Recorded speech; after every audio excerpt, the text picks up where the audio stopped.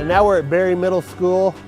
Here we're doing a 18,000 square foot addition. In 2015, Mesquite voters approved a $280 million bond program, a large portion of that going to renovate old schools and build new ones. It will also open in fall of 2017.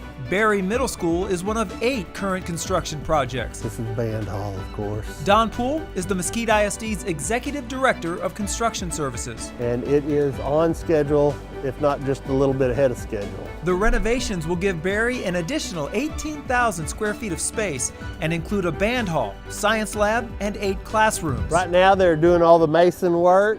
Inside, all the mechanicals are in, and the roof is nearing completion.